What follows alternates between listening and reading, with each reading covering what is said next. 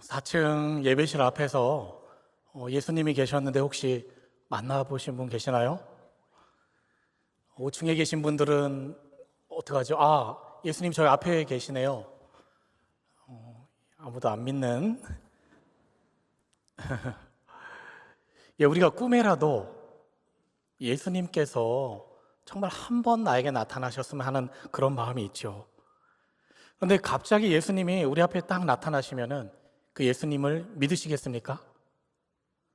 예수님은 그럼 알아보시겠습니까? 오늘 본문이요. 이렇게 예수님이 부활하신 지 반나절도 안 됐는데 엠마오의 제자들이 예수님과 함께 하는데도 예수님을 알아보지 못하고 있습니다. 오늘 본문의 누가복음 24장 전체를 보면요. 특별히 예수님과 가까이 지냈던 사람들 모두가 그리고 그 제자들조차 예수님의 부활을 믿지 아니하고 예수님의 그 부활을 보면서 의심하고 두려워하고 떨면서 굉장히 마음이 복잡한 마음들을 보여주고 있습니다. 누가복음 오늘 24장 13절 14절의 말씀을 한번 보실까요? 그날에 그들 중 둘이 예루살렘에서 25리 되는 엠마오라는 마을로 가면서, 그날은 예수님이 부활하신 날입니다. 부활하신 날 제자들이 지금 엠마오로 가고 있는데요, 25리는 한 10km 정도쯤 되는, 예루살렘에서 한 10km 정도쯤 되는 엠마오라고 하는 뜨거운 온천이라는 뜻을 갖고 있는 그 엠마오 마을로 제자들이 걸어가고 있습니다.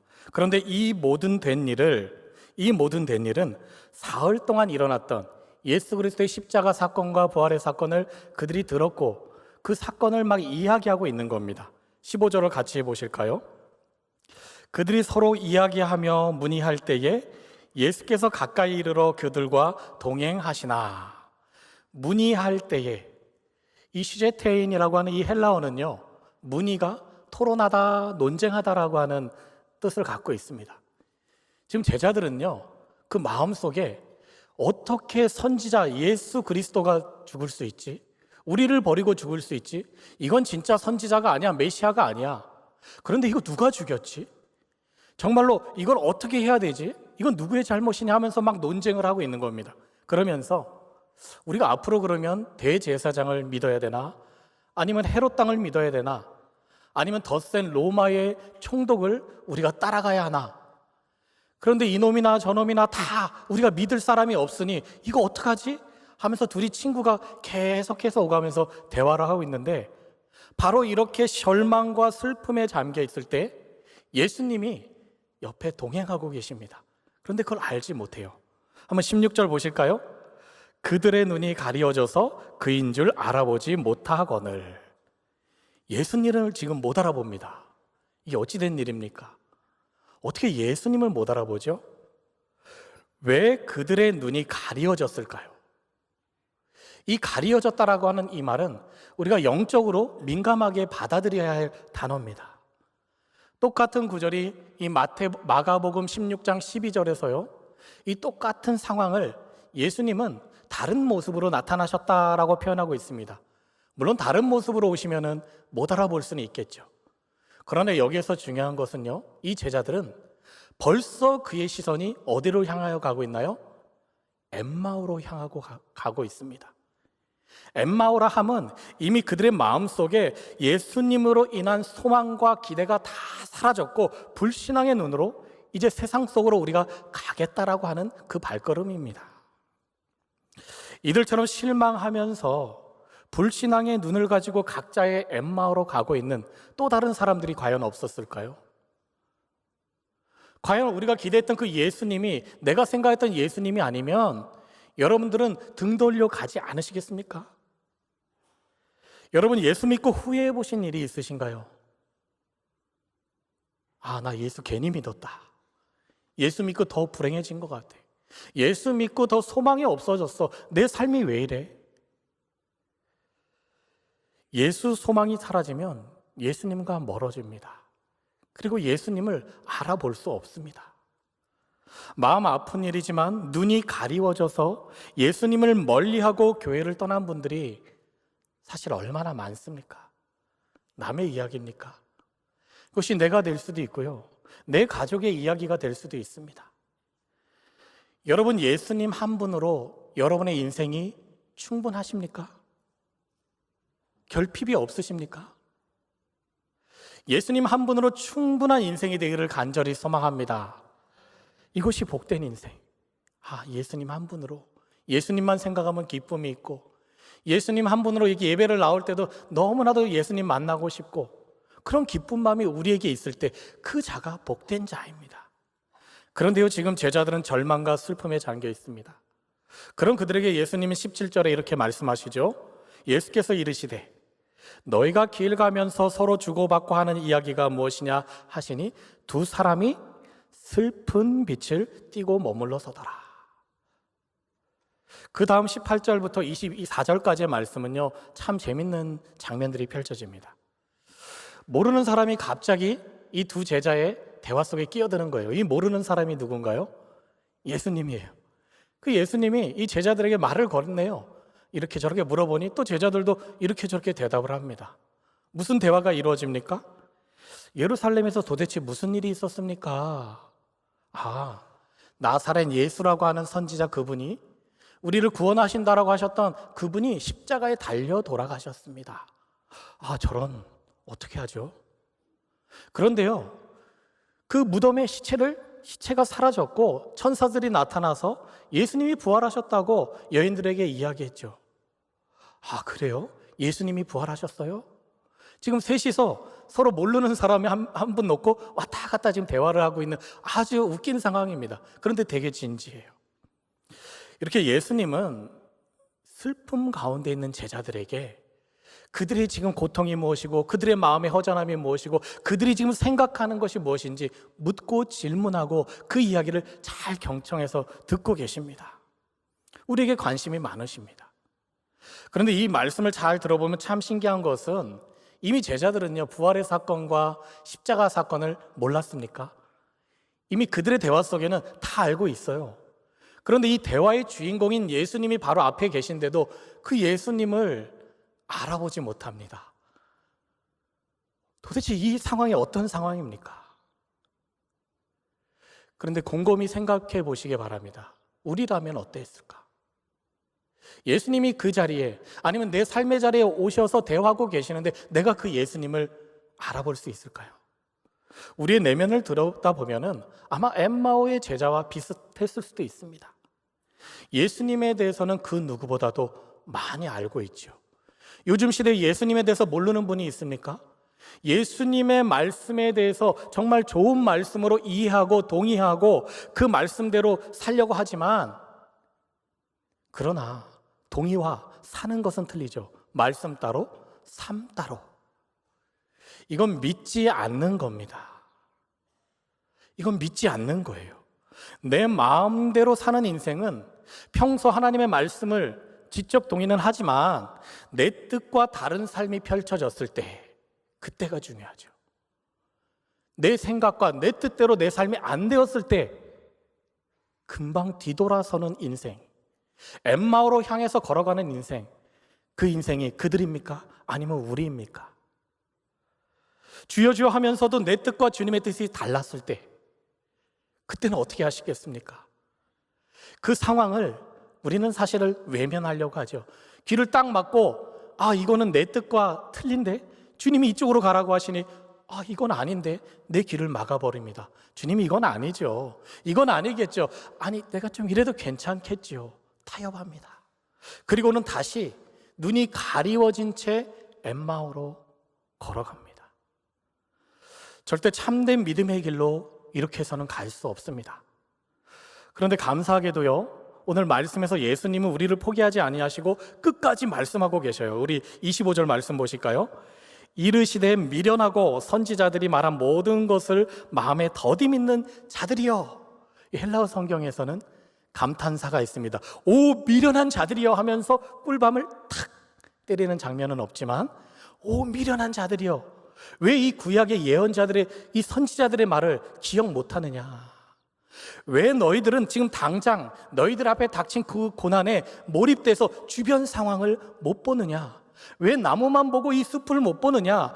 이 성경, 구약 성경이 그렇게 말씀하고 있느냐? 라고 하시면서 예수님이 이제 모든 성경에 쓴 바 예수님에 대해서 지금 자세히 이제부터 설명해 주시기 시작을 합니다. 꼭 하나님께서, 이 예수님께서 이 말씀을 통해서 정신 차려라 꿀밤을 딱 주시면서 점점 우리에게 다가와 주시는 것 같아요. 이게 아주 달콤한 꿀밤이겠죠? 10km나 되는 엠마오, 한 3시간 정도 걸어가야 되는데요, 이 길을 걸어가면서 내나의 구약 성경에 나타난, 창세기에서 나타난 예수 그리스도, 시편에 나타난 예수 그리스도, 예언서에 나타난 예수 그리스도, 말락에 나타난 그 예수 그리스도가 어떤 분이신지 계속 설명하고 계십니다. 그렇게 저렇게 한참을 설명하시다가 이제 저녁이 되어 이제 엠마오에 도착합니다. 30절, 31절 말씀 보겠습니다. 그들과 함께 음식 잡수실 때 떡을 가지사 축사하시고 떼어 그들에게 주시니 그들의 눈이 밝아져 그인 줄 알아보더니 예수는 그들에게 보이지 아니한지라. 이게 3시간이 넘도록 이렇게 걸어서 도착한 이 엠마오에서 드디어 이제 음식을 먹습니다. 그리고 떡을 먹고 그들의 눈이 밝아져서 예수님을 이제 알아보게 된 겁니다. 이게 뭡니까? 금강산도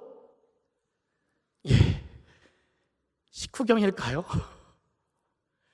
지금 우리가 등산하다가 당이 떨어져 초콜릿 먹었더니 갑자기 힘이 나고 이런 걸까요? 진짜 떡을 먹고 눈이 밝아졌다면 놀라운 떡이겠죠. 여러분, 생명의 떡이신 예수님의 말씀이 점점 그들을 깨닫게 했고 그들의 눈이 밝게 된 것입니다. 한번 따라하겠습니다. 말씀이 깨달아지는 것이 기적이다.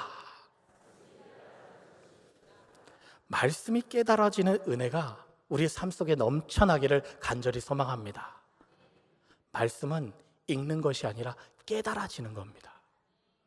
이거 기적입니다. 아무나 깨달아지지 않죠. 32절 더 중요한 말씀 한번 보겠습니다. 그들이 서로 말하되 길에서 우리에게 말씀하시고 우리에게 성경을 풀어주실 때에 우리 속에서 마음이 뜨겁지 아니하더냐 하고, 지금 그 마음이 뜨거워집니다. 어떻게? 하나님의 말씀이 성취된다라고 하는 것이 깨달아진 거예요. 지금 구약의 말씀이 그냥 머리로만 이해됐는데 예수 그리스도가 다시 살아나셔서 말씀하시는데 그 말씀이 이거구나라고 지금 깨달아지기 시작을 한 겁니다. 그러니 마음이 어떻게 됩니까? 뜨거워지기 시작을 합니다. 그런데 반대로 이 말씀을 깨닫지 못하면 어떤 일이 일어납니까? 동일한 24장에 이 부활의 소식을 들은 여인들을 통해서 이 11 제자가 그 소식을 들었을 때 여인들에게 뭐라고 하는지 아십니까? 헛소리 집어쳐. 헛소리 하지 마. 그 예수가 죽었는데 무슨 소리야.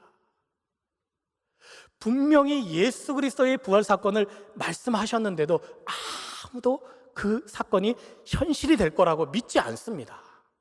오늘 본문 이후에는요, 11 제자들에게 다시 나타납니다. 그러면서 예수님은 내 손과 발에 이 못자국을 보아라, 내가 부활했다라고 얘기하지만 그 제자들 두려워 떨며 믿지 않습니다.